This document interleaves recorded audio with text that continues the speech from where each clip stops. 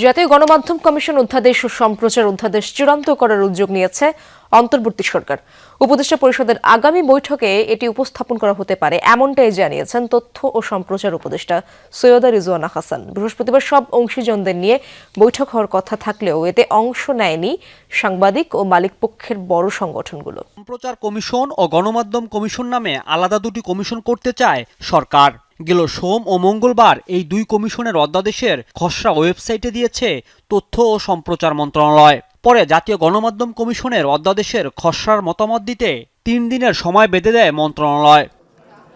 বৃহস্পতিবার জাতীয় তথ্য ভবনে সব অংশীজনদের নিয়ে বৈঠক হওয়ার কথা থাকলেও এতে অংশ নেননি সম্পাদক পরিষদ, অ্যাডকো, জাতীয় press club, Dhaka reporters unity, BJC সহ বড় কয়েকটি সংগঠনের প্রতিনিধি।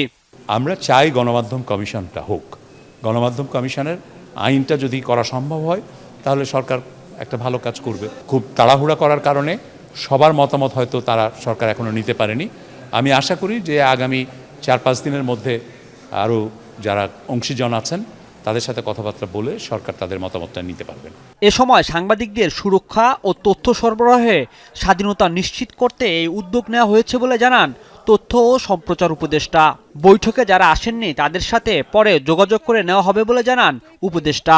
সম্প্রচার নিয়ে আইন এবং একটা গণমাধ্যম কমিশন আইন, এটার ব্যাপারে আমার ধারণা মোটামুটি একমত হলো। এখানে কিছু গুরুত্বপূর্ণ স্টেক হোল্ডার আজকে আসেননি, এটা হয়তো বা গতকালই তো তাদেরকে বলা হয়েছে, আমরা তাদের সাথে আলাদা করে কথা বলে নেব।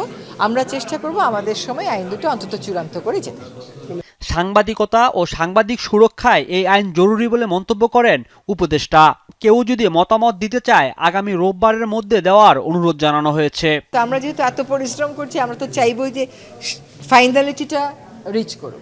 রাজীব আহমেদ, যমুনা নিউজ, ঢাকা।